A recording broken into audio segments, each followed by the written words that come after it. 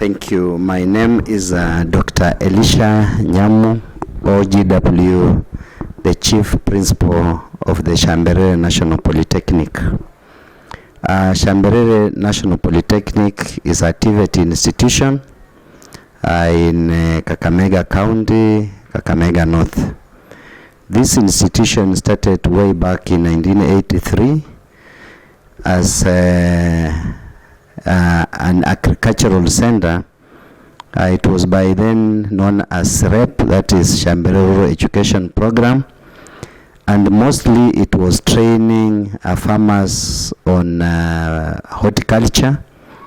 They were planting tomatoes, onions, veggies, and so on. It was uplifted in 2009 to become a technical training institute.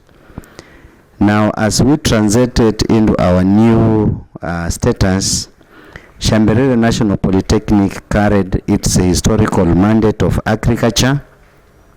So it established a very vibrant department in agriculture and expanded its mandate.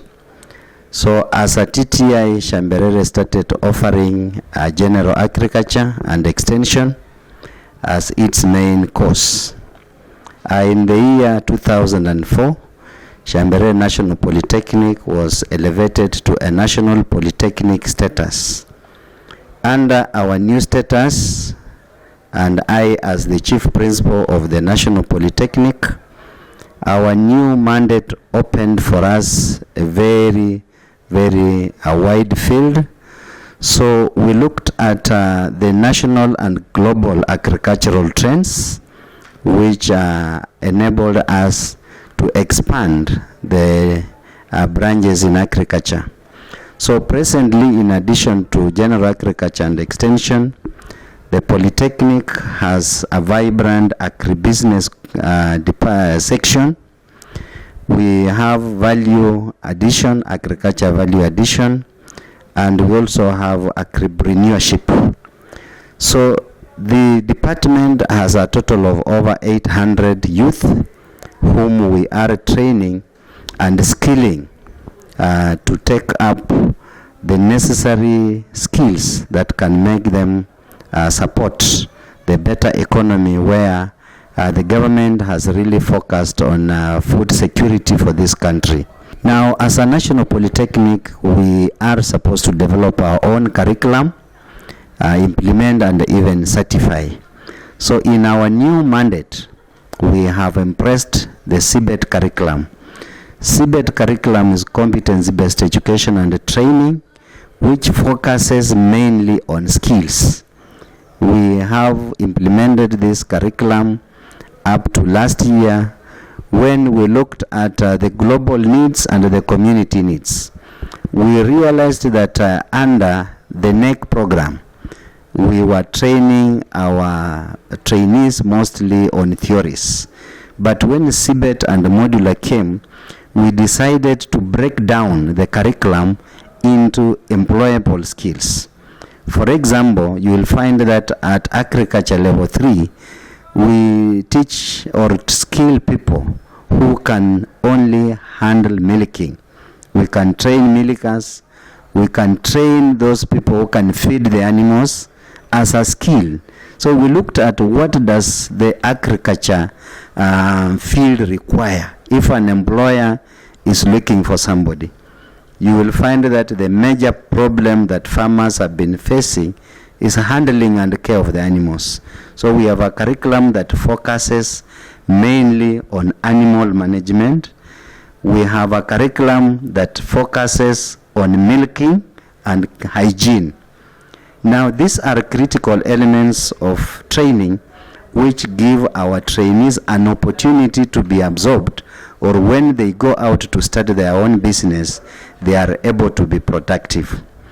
We, as an institution, had a number of challenges. We realized that most of the youth who take up agriculture have been taking it up half-heartedly, because there has been this narrative that wakulima are poor people. that when you train as an agriculture student, you'll only go home and plant vegetables, you'll only go and take care of animals. So we have worked on the attitude of our trainers. We have managed to make them understand that our GDP as a country, we are an agricultural country. So we have managed to change the attitude of our trainees, and we have learned that quite a number of them, the population in agriculture department is growing because most of the students who finish their training at the Shamberere National Polytechnic have found themselves in self-employment. Quite a number of them are also employing their colleagues. And we have the low-hanging fruits in Kakamega County, where these students find an opportunity to at least find self-employment. Quite a number have also gone into avocado farming. They are planting avocados because avocados don't need a lot of space.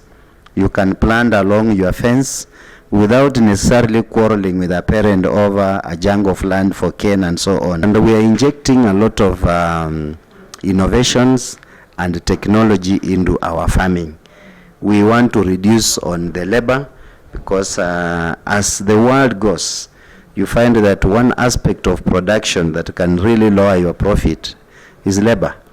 In TVETs, we have our new slogan, that is, we train with the industry, at the industry, and for the industry.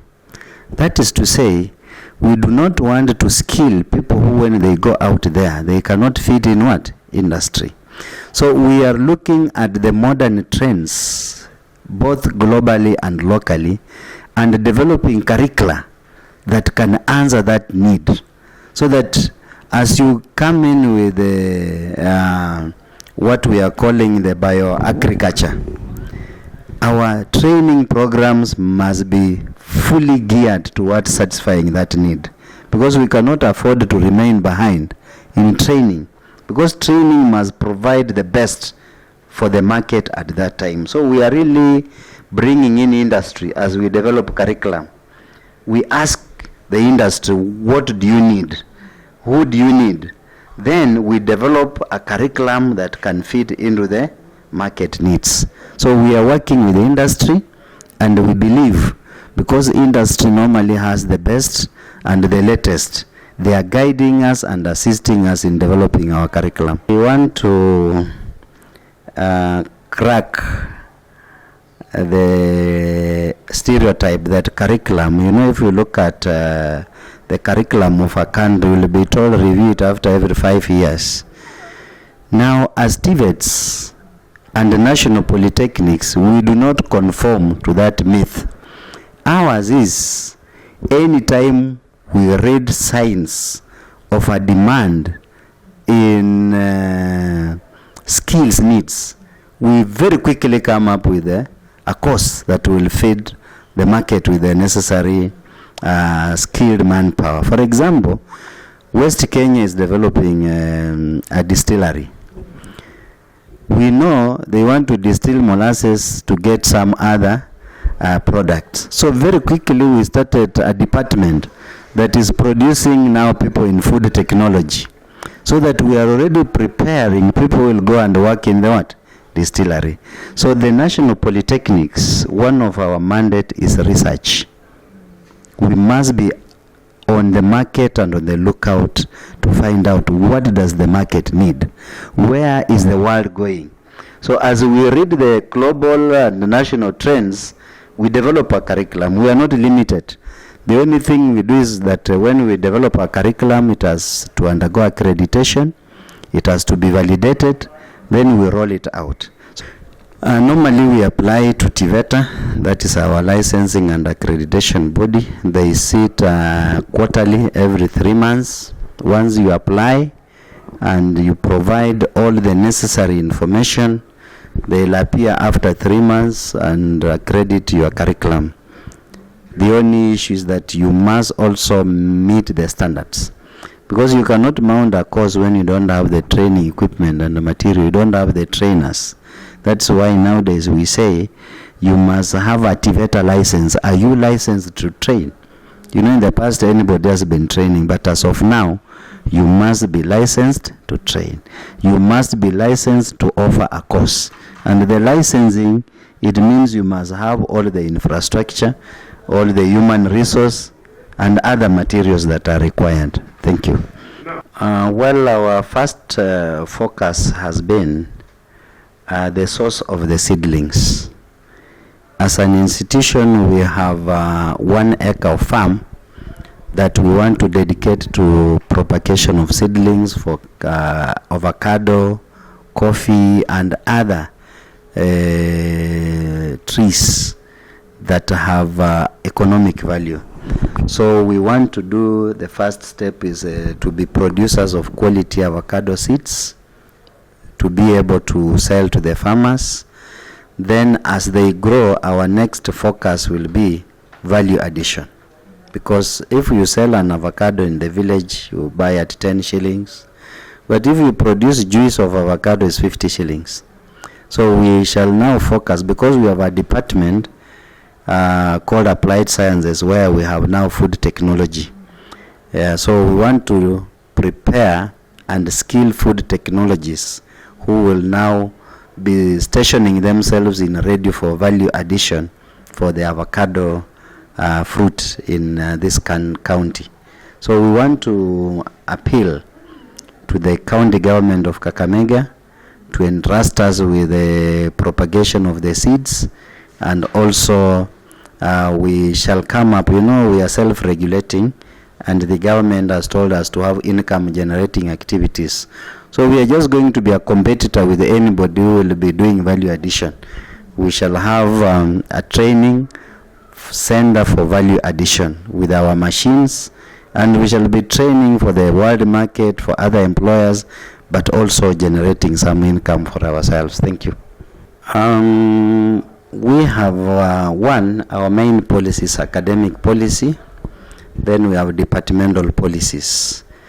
In the departmental policies, one thing that we insist is that as we skill the youth, we must be able to give them direction. We must be able to regulate. One is, when we admit, we look at how many are we placing in every branch of agriculture, so that we are not just producing all extension officers when the market is saturated. So when we admit, we also look at the job market. We also look at the personal entrepreneurial opportunities.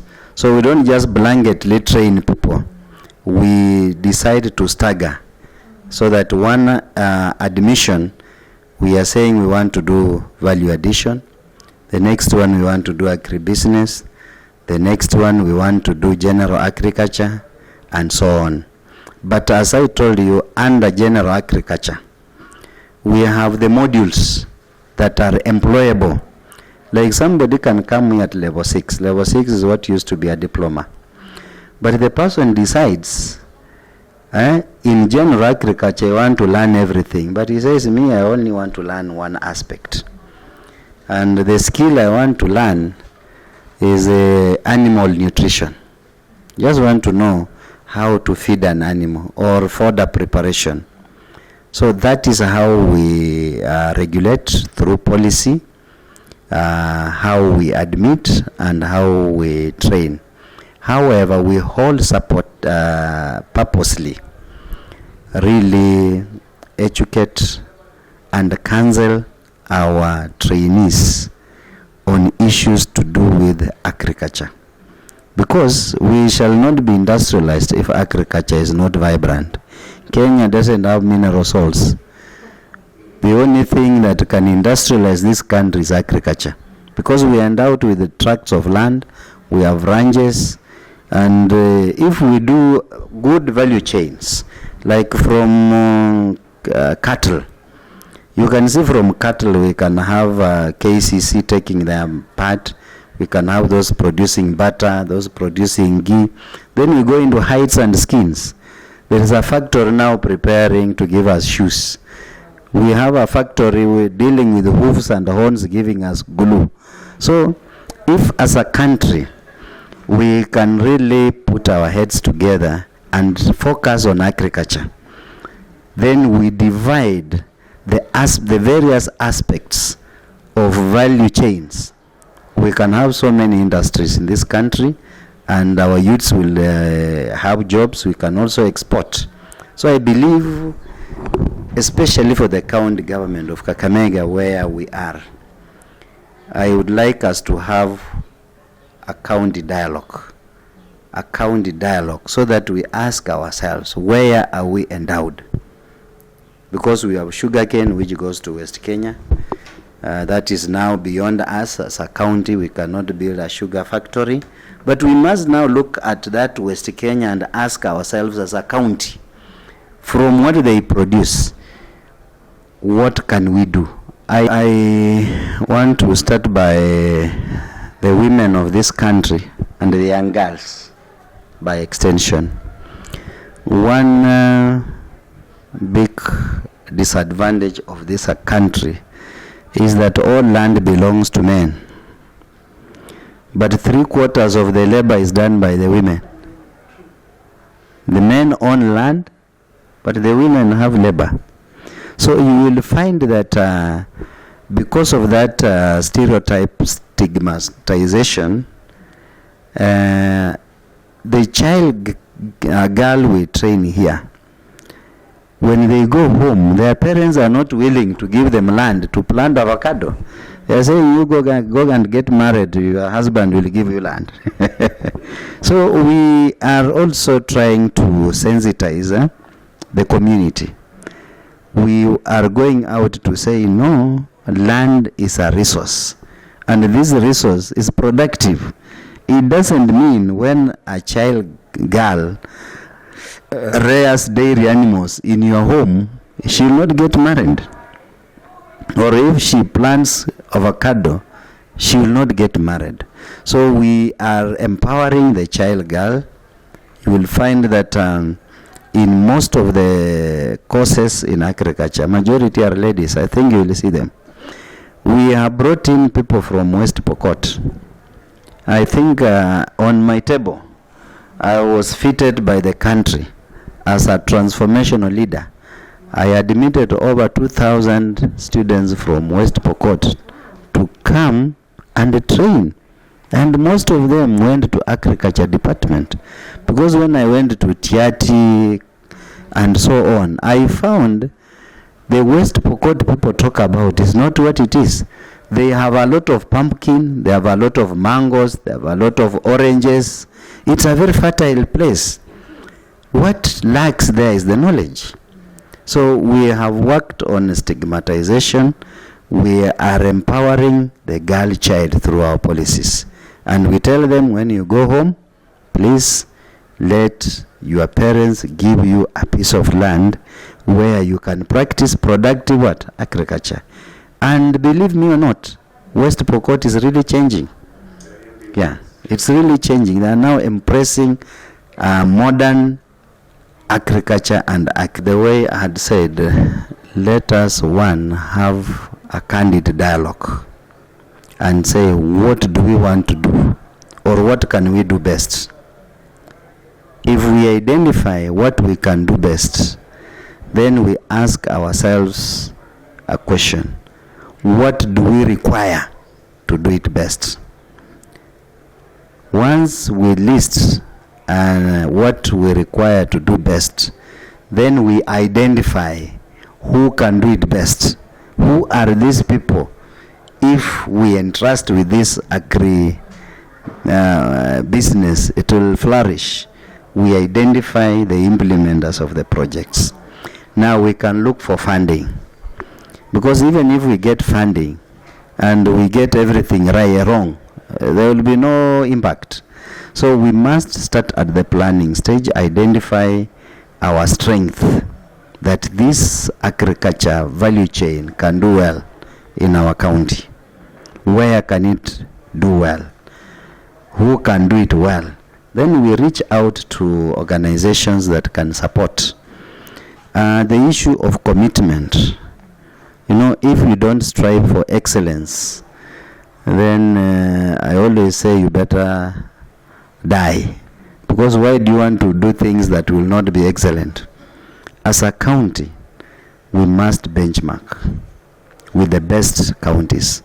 Which county has the best practices in dairy? We do not have to go to Ethiopia, because I have seen Kenyans are selling animals to America. Kenya already has all these raw materials. They are here. It's a matter of the commitment to have the best. Thank you. What I want to say is that nowadays everything is available on the internet. We cannot run away from technology. We cannot run away from the internet, because it provides the best information, the most updated. So what we should also do is to give our farmers digital literacy. We have a laboratory here, a computer lab with 100 computers for the public. It's called Jitume Lab. That lab does not belong to Shamberere National Polytechnic.